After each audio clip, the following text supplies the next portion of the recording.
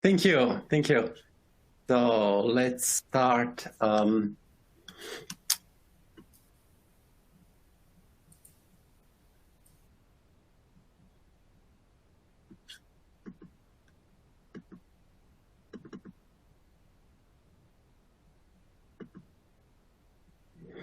right. So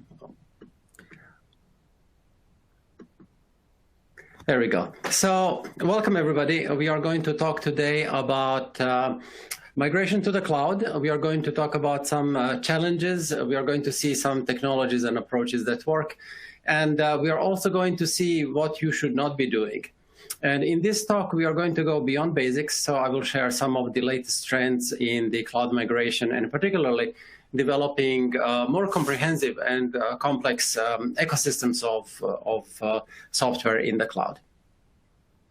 So we are going to start with discussing why do we want to migrate to the cloud, how to do it. We are going to see the notion of the cloud native architectures. And then we will see how do we scale all of that, where we will go from individual services to platforms.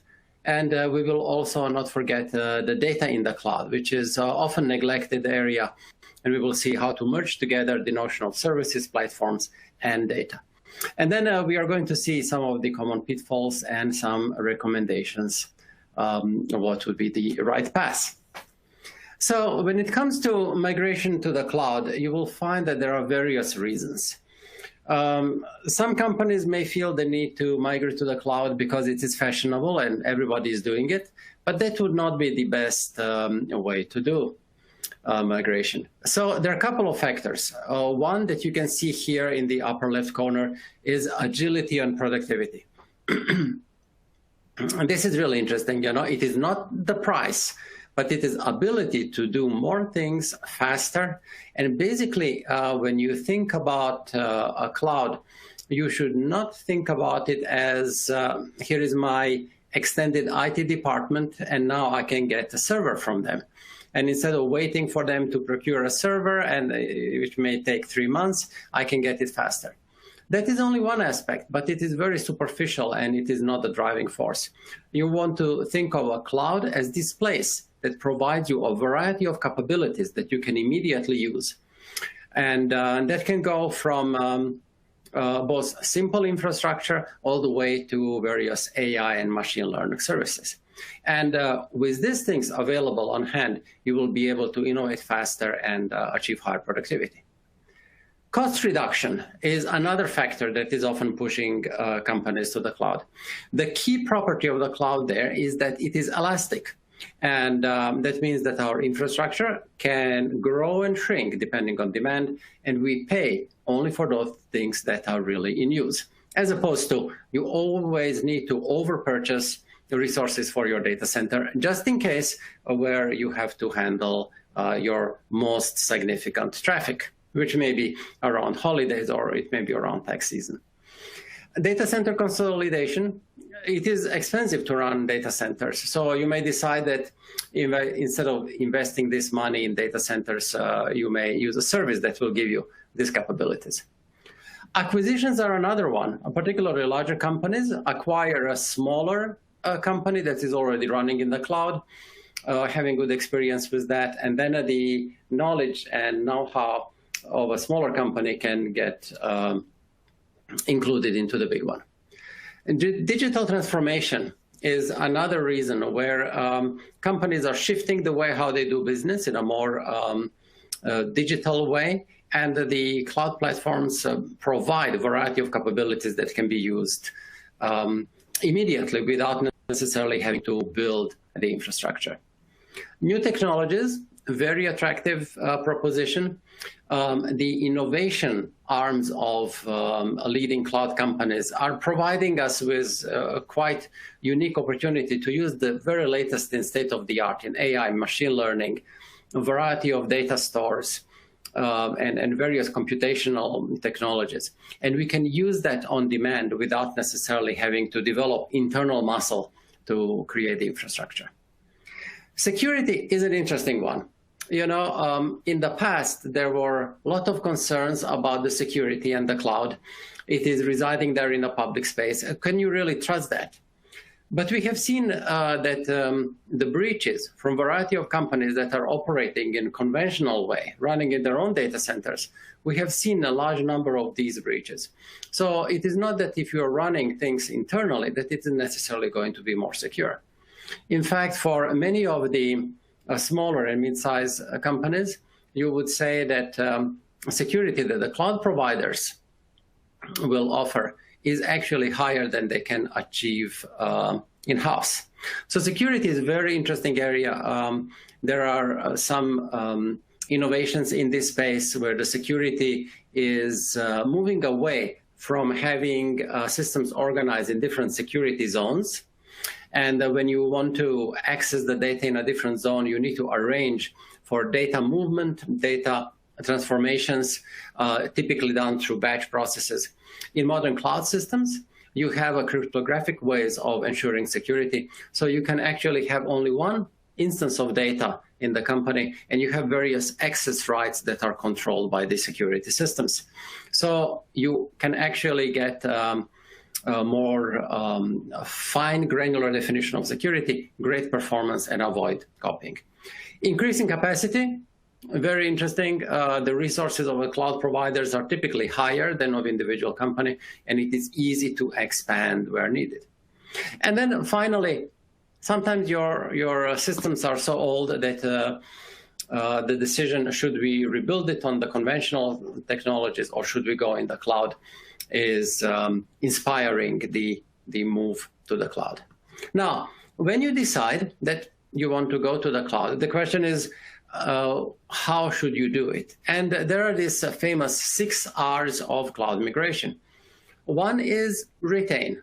You figure out you should not migrate to the cloud. You should just keep your systems as is. The benefit of the cloud for your systems are not necessarily compelling. And that will be varying from one company to the next. You may find the systems that are running reliably in your existing data center. There is no increase in workloads. And you may find that everything is running smoothly. So in that case, you may feel that you will not benefit from elasticity. Perhaps you are not doing any overly innovative solutions where the cloud would be beneficial. So you just decide to leave it as is. And this is usually some temporary decision that may last for a certain time until the system gets old, until you need the new functionality. So retain is a perfectly valid choice. Another approach is retire. You see the application is really old, perhaps written in some ancient language that you cannot find developers for, and then you decide to retire. The question is, what are you going to do as an alternative? Perhaps you can develop a new system. Perhaps you will find the system that is providing that capability as the offering in the cloud. And one of the next possibilities is to rehost. You have systems running on your internal IT, on particular operating systems. You're going to move that and put it on the cloud with the current versions. Now, this is sometimes really interesting, in fact, for companies that are in regulated industries, because this rehosting enables them to run on the cloud platform. And these cloud platforms are regularly patched, which is important for compliance. And you may actually automatically gain some benefits in this space just by the virtue of running in the cloud. Replatform is similar, only you're going deeper. You are modifying the internal elements to fit your cloud environment. When you do a lot of that, you are actually going in this area, which is refactoring and re-architecting. This is the most challenging area. You know, application that is, for example, running on a mainframe is going to require very different architecture when you move to the cloud. In your mainframe, you have the application that is close to the data. You are executing this application using local function calls, and the database is closed, so you have a really good performance. When you move to the cloud, you will notice that you will find no machine that will be equivalent to your mainframe. And the quality of communications in the application will change. So instead of this very fast local function calls in the same application, suddenly you will have services that are talking to each other through the network. Just for orientation, the difference between ordinary function call and a function call that is going through the network is about 10,000 times. So any communication through the network, particularly using REST, is going to have a heavy overhead in comparison with a single application with the local function calls. And this is where lies the significant challenge. How do you organize your architecture so you have relatively slow calls across the network, but you have potentially many machines on which you can run? So it requires quite a bit of work, very different mindset and expertise than for a development of applications for mainframe, for example. And finally, in some cases, you will decide you actually don't need to develop anything. There is a vendor that is providing capability that you need. And usually that will be something that is not a differentiator for your business. You know, it can be, for example, your email can be handled by one of the big cloud providers. You may find that corporate expenses, travel arrangements that we used to do in the past could also be outsourced to a service and similar. So you need to decide from one case to the other what is the best approach. Now, the interesting case for us is when we are developing architectures and applications that are designed to work well in the cloud. How do you do that? So the things that you have running in such systems are services or microservices. The difference between the two is microservices tend to be smaller, and they tend to capture one fragment of functionality that can be relatively easily handled by one developer. And the thinking there is that what is the most important thing is not reuse, because experience shows that reuse is actually very difficult to achieve, but you're looking for replaceability. And that means that if you look into service, you don't like it anymore, or it does not perform very well, you can easily replace it without too much drama in the enterprise. As long as the API stays the same, the new improved implementation can be easily substituted for the old one. Now, the key question is, so how do I organize my architecture to work well in the cloud with this breakdown into services? There is a book that is defining the overall thinking in this space. It is a little bit older book, but it is a true classic, Domain-Driven Design, from Eric Evans. And in this approach, you are doing three things. First, you create ubiquitous language. What that means is that you have the domain model, which is very similar to conceptual data models for our data organization. That ubiquitous language defines the model from the customer points of view. What are the important things that we have? And these are the things like customers and accounts and similar. The second aspect is that these domains would have a single responsibility. So you may have, for example, a user domain, you may have shopping cart domain, you may have a marketing domain. So one responsibility. And a bounded context is something that defines the boundaries of the area. Because in the enterprise, you will have various entities and components that are naturally connected with each other.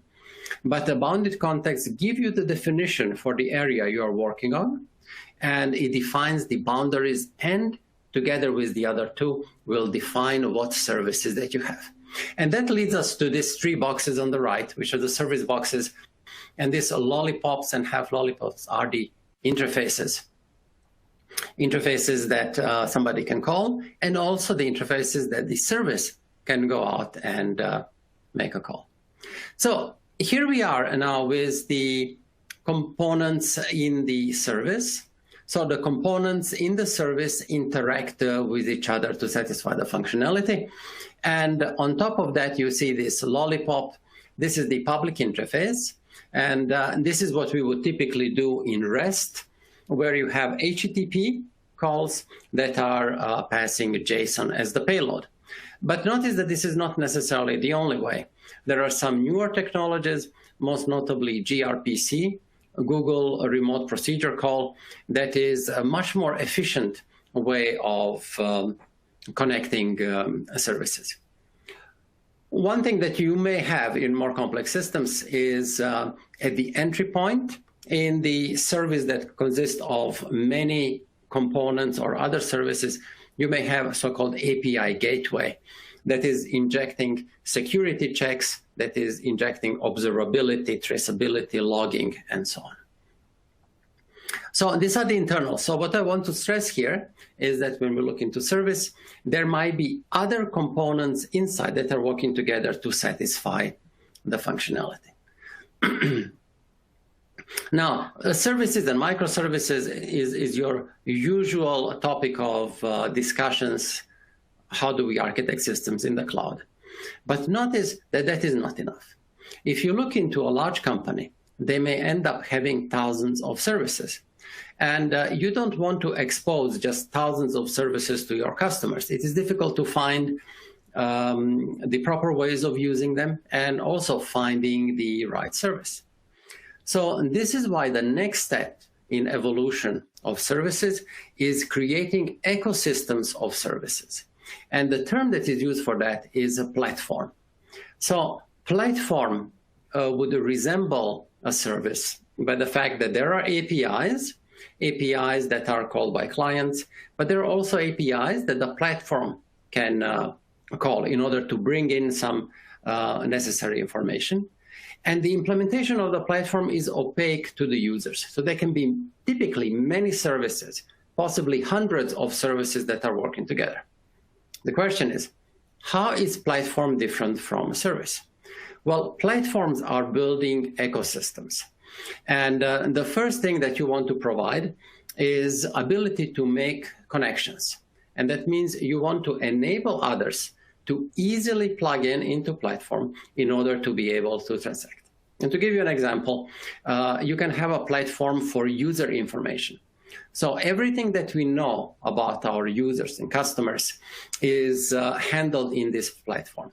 It provides services for other parts of the enterprise, so they can manage the users, they can get interesting information from there, and eventually combine it with other data sources.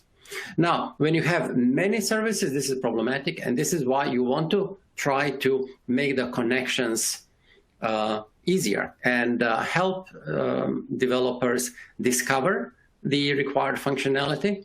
And for that, you have various portals that are defining the APIs, enabling you to search for the APIs based on capabilities they provide. And you may also have things like tutorial, guidebooks, and so on, in order for people to be able to self-service. And this is a critical point, because the platforms are successful if nobody needs to talk to you in order to use the platform. So self-service. And there are various platforms out there. For example, one interesting platform that's used for messaging is Twilio, where you subscribe for the service and you're able to send messages to mobile devices and similar. And you really don't need to talk to anybody. They have a description of the APIs, and being able to do everything without talking to anybody is your criteria for success. The other aspect is gravity. So the platform needs to attract participants, both producers and consumers. This is critically important when you provide external access to the platform, when you are in this API economy, but also internally. Otherwise, you will have a duplication of work. And then finally, you want to be able to create a flow.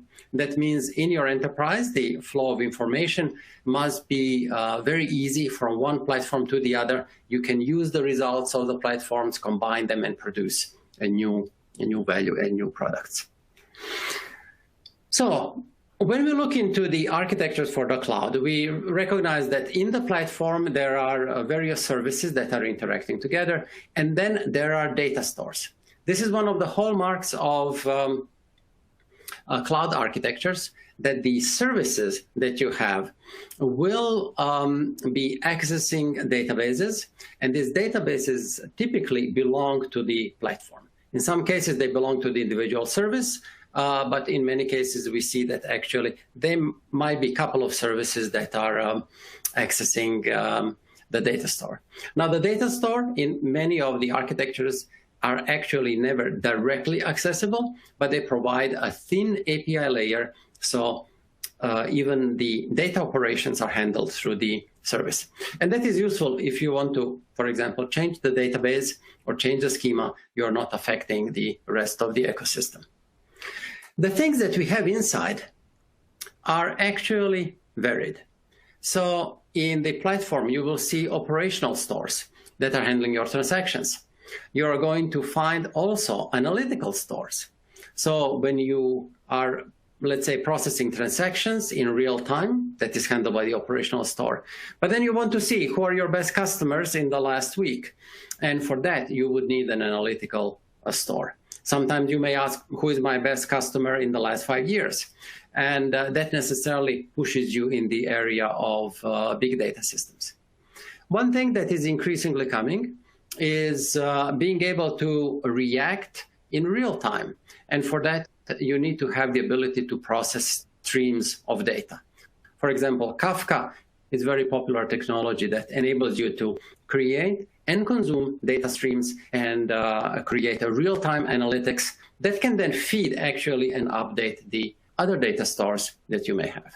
So I want to stress here that there is a variety of different types of storage mechanisms that we have. Normally, when you read about cloud, people emphasize the software side, and the data side is commonly neglected, besides just saying that in the cloud, you have a variety of database systems that are offered by the vendor. But the interesting thing is to combine this, excuse me, to combine this together into cohesive architecture. Looking into this area, so now we know what is the right architecture. It is architecture that is created by domain-driven design, where you focus on support of things that exist in the customer world. You combine them together, and you have a bounded context that defines the boundary for your platform, and things are exposed through services. Technology that will support you in creating this has 6 fundamental pieces. So for cloud-native applications, microservices emerged as the dominant technology. Typically, this is architecture that is using APIs, using REST, where you're using HTTP for transfer, typically JSON, but as we mentioned, there is gRPC as alternative. And in some organizations, you see the increased use of messaging. So you have asynchronous communications that can be executed as a mechanism to connect. And that actually brings a lot of benefits because the producer and consumer get decoupled in time. So the producer can send the message and the consumer can handle this message at some later point. And that is very convenient if, for example, the consumer goes down and then it gets restarted, it will be able to receive the message and continue the processing. So this is microservices. When you think about how do you deploy these microservices, containers are a natural choice. So particularly Docker has a dominant place in that. In many systems, there is a very simple rule to put one microservice into one container. But this is not necessarily the rule. You can have one container that is providing support for multiple microservices. Why would we do that? Well, we can do that in order to reduce the footprint. But if you stick to one container, one microservice, the life is going to be simpler. When you run systems like this in the cloud, you will find yourself that there are many pieces running on many machines. How do you figure out what is going on? For that, you need to have observability. So with observability, you have mechanisms that give you insight into what is running where, what are the calls that are being received, what are the interactions with databases. So everything that you need to see across the whole distributed system is provided by your observability platform. The good news is that today we have standard interfaces for that. OpenTelemetry is an example of that. So your developers will be placing short statements that are sending the observability messages. And then the tool can provide nice metrics, visualizations of traffic, and this is an absolute must. You cannot have distributed systems running in the cloud without observability. The good news is every cloud provider gives you tools for that, and there is a variety of third-party tools. The fourth aspect is resilience. So you have a system that is now running on many machines. What will happen? Something will die. It is not a question if something will die. It is just a question of when it will die. The larger the scale, the larger the number of failures that you will experience. And that means that you need to design your systems to be resilient. So you need to design them with a failure in mind. So you should expect the failure. You should design your system to handle it. And you want that the presence of errors is not going to negatively impact the users. And one of the common mechanisms to achieve that is redundancy. And that means that if you need to satisfy certain traffic, and let's say you figure out, I need 3 servers to handle this traffic, you may actually go with 5 or 6 servers that you put in production in order to be able to handle the failures, and then the rest of the systems can take over the load and still provide satisfactory solution. Some systems in the cloud, like Kubernetes, for example, allow your applications to implement health APIs. So if the application does not behave in a healthy way, the API will reply to the Kubernetes inquiry, which will then shut down and restart the instance of your service. So you have ability to self-heal your applications. The fifth element is automation. You have many servers that are running your applications. You don't want to touch any of these systems by hand. So you want to have full automation for everything that is happening in the cloud. That is the only way to achieve the scale, reliability, and the speed. And closely related to that, infrastructure as code. You want that all your descriptions of infrastructure components, from databases, networks, servers, and so on, all of that is represented as code. It is scripted, and then you have the tools, Terraform, for example, which will execute this code specification, and it will set up the systems in the cloud. So the benefit of that is that you can, by running the script, you can create all the infrastructure that is needed, you can deploy your software, run it, test it, and then you can shut it down, tear it down, and reclaim the resources. So these are the technologies that you need to have. You need to have all 6 of them in order to be successful in the cloud. If you don't do that, you will just have a very primitive usage of the cloud where you are using it just as a resource to get you a server, and that will not give you the benefits. So let's not forget about data.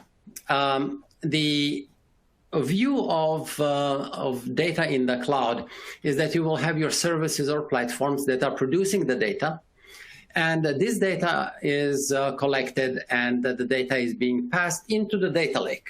Now, the data lake is typically a big data system that is collecting inputs from a variety of your systems, and then it can provide a view of this data to your many users. So this is the ideal story. The problem with data lake is that it quickly becomes a data swamp. So what is happening in practice is that these platforms or services, they are held accountable for the APIs and their quality, but they are rarely kept accountable for the data that they are producing.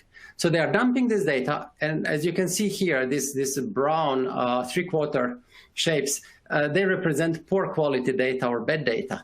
All of that goes into the data lake. And then the data team that is providing data lake to other parts of the organization gets asked, so why do we have this bad data? Why do we have a customer who is called Mickey Mouse? They cannot really answer this question successfully because the data is produced somewhere in the platform and these owners are not held accountable for the data they produce.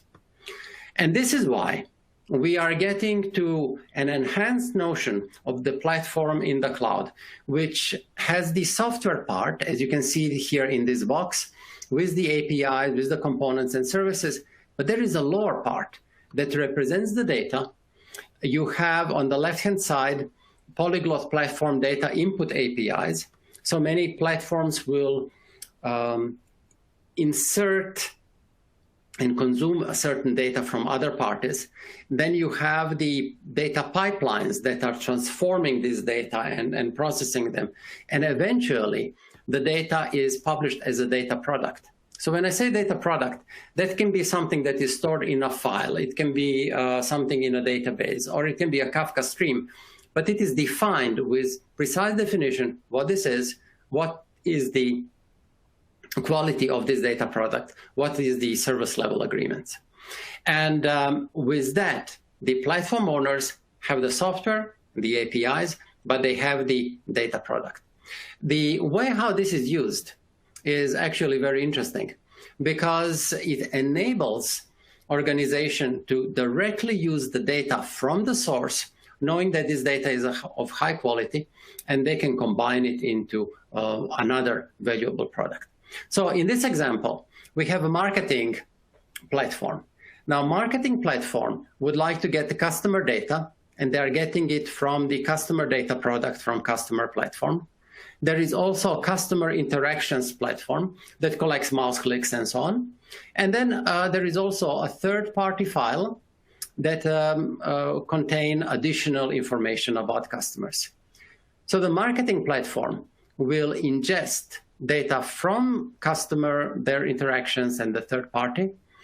They will do their data pipeline, transform the data and so on, and eventually issue marketing recommendations. What should be shown to particular customers?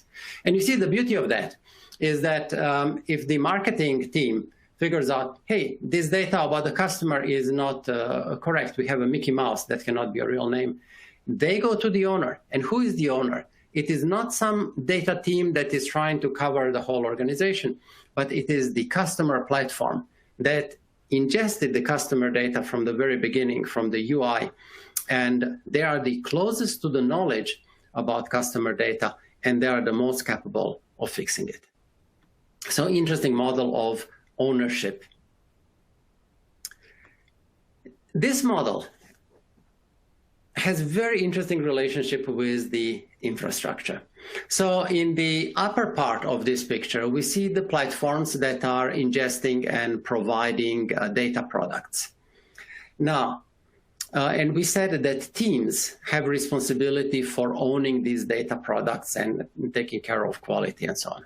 However, that does not mean that individual platforms own the technology that is doing that. For that, we have, you can see here in the middle, the dark blue rectangle, self-service data infrastructure platform.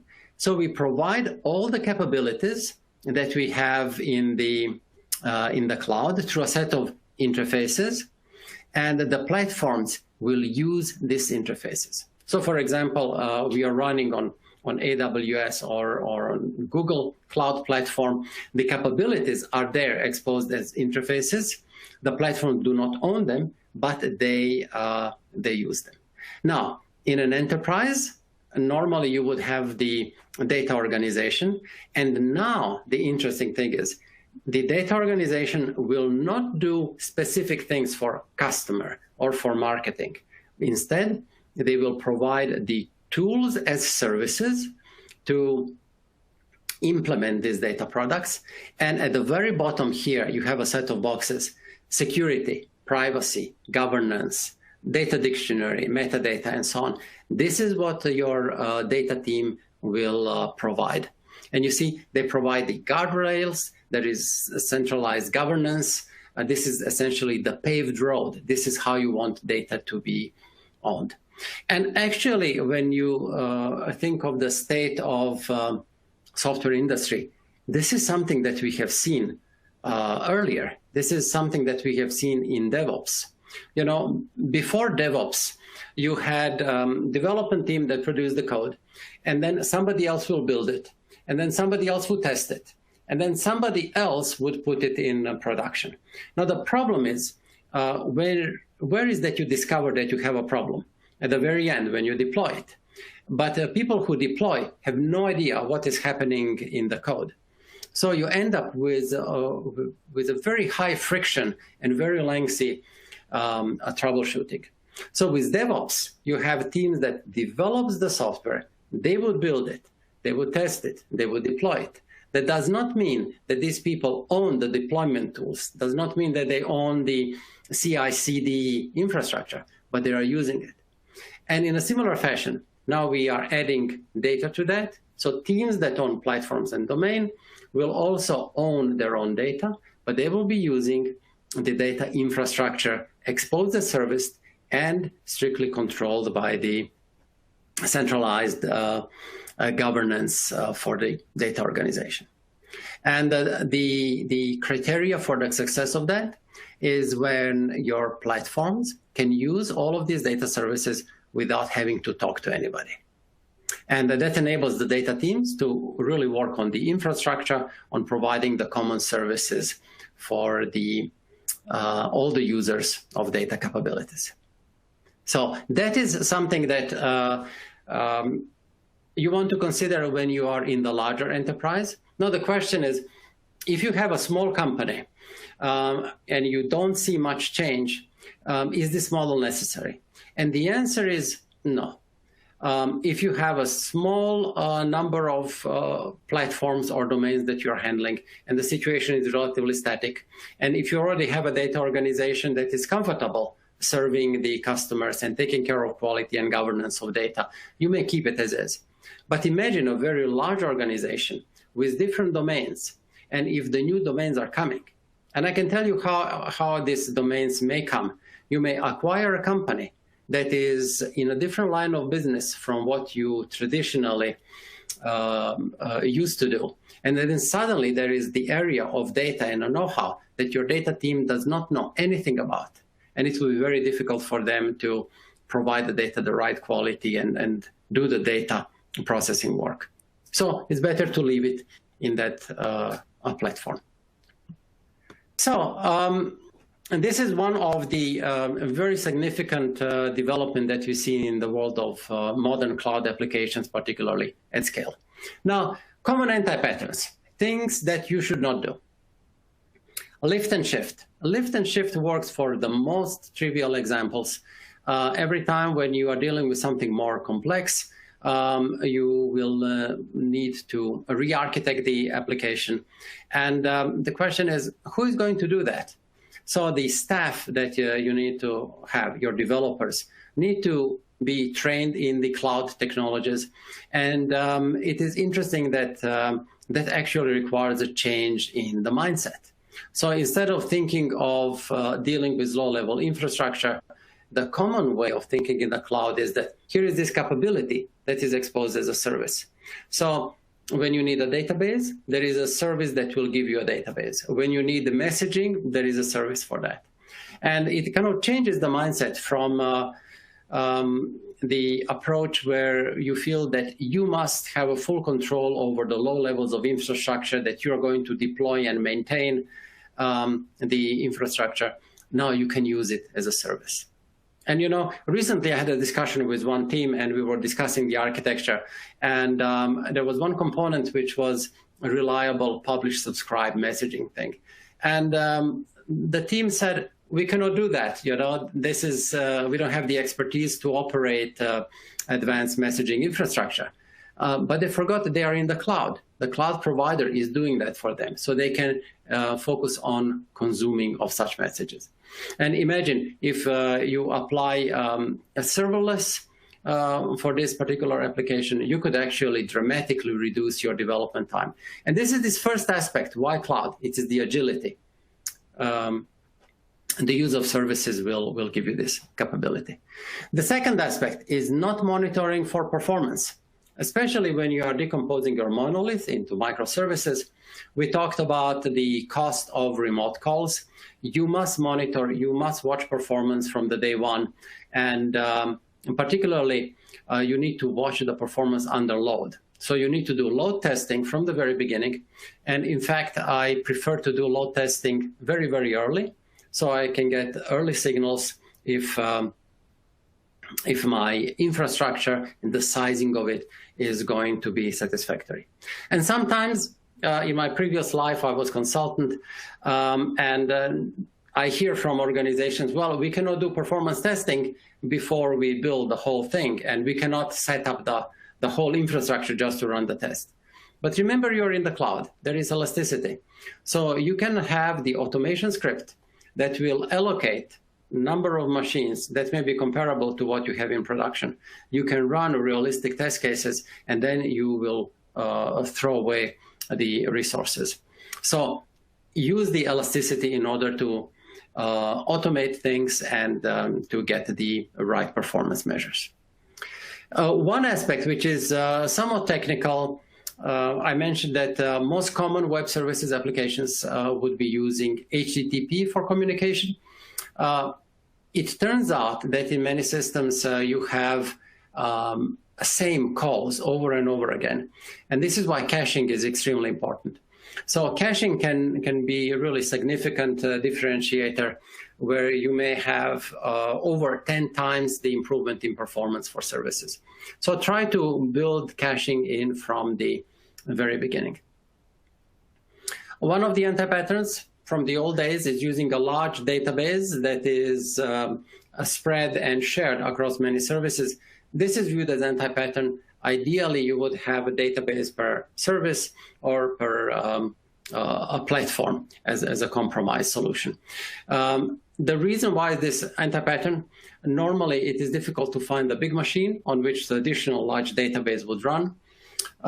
So you may want to use the offering of the cloud providers, which may provide highly scalable database systems. So you use it as a service and not something that you install and run on your own. So and this is an interesting one, you know, we read how cloud providers are running in a fairly reliable fashion, but then there are outages. You know, there are times where the East Coast of a popular web provider, a popular cloud provider goes down, and some customers experience failure and they are out of business for some time, while other ones don't even notice that things went bad. So you should not imagine that you will automatically get fault tolerance just because you're running on the a cloud provider that is fault tolerant. You need to design your applications for resilience. And that means you need to have your application in availability zones, and the availability zones need to exist in multiple regions. So multiple regions would be East Coast, West Coast, possibly Europe, Asia, and so on. Application security. Historically, there were cases where application that was running in a data center with very limited access control was put in the cloud. Nobody bothered to take care of the security, so the communications were not secured, and then the attackers from outside have been able to interact with the application. So this is bad, you know. When you're in a cloud, you ideally don't trust anybody. So that means that every service call that you have needs to be protected with security. The notion that there is some protected and secure zone is really going away, and you need to adopt zero trust security. So every call that is being made needs to pass the security credentials, and you need to validate for that. And then finally, you don't want to create a Wild West. Suddenly your developers may face all these wonderful tools that we have with cloud providers, and they may start just using whatever they like. That usually results in a chaos. So you want to have the governance. You want to have guidelines. Which kind of data store you use for which loads? How do you deal with messaging? How do you deal with logging? And so on. And ideally, you want to provide a reference architecture that your team can follow and copy, and use it as an example how you want systems to be developed. So here we are at the concluding slide. So what should we do? So the big issue is if you have a non-trivial conventional application, you cannot just lift and shift it. You need to re-architect it. You need to have the team that is trained in cloud thinking and cloud native technologies. Cloud native is adding a range of technology considerations. First, use of microservices instead of monolithic applications. Second is use of containers. Observability. You want to be able to see what is going on in your application. There are APIs and tools for that. Resilience. Design your applications knowing that parts will fail, and you need to implement redundancy and other measures to protect yourself. Everything must be automated. You don't want to have a manual intervention on the server or a particular middleware. The whole thing should be scripted. You should be able to push a button, recreate your system from the beginning to the end without anybody having to intervene manually, and you can tear it down. So that should be your measure for success. And then in order to do that, the natural part is infrastructure as code, where you use tools that are defining the infrastructure configuration, and then they are able to set it up. And in fact, they do that in the incremental way. So the tools will see what is the difference between the target infrastructure defined in code and the infrastructure that is actually running in your cloud. And then the system will perform the reconciliation of the desired state with a state that currently exists. And finally, if I would ask you to remember one thing, why would you go to the cloud? What is your key benefit? Agility is the key thing, because you can use all of these different services that you have in the cloud. You can move faster. One thing that I would recommend is some of these services may be expensive, like geolocation or some AI services. If you're doing optical image recognition or voice recognition, they might be expensive, so you want to watch the cost. And that also falls into the observability. You don't observe only the application that you're running, but you want to observe the cloud and the cost, and you want to watch for that. And here we are at the end of our presentation. So let me see if there are any questions.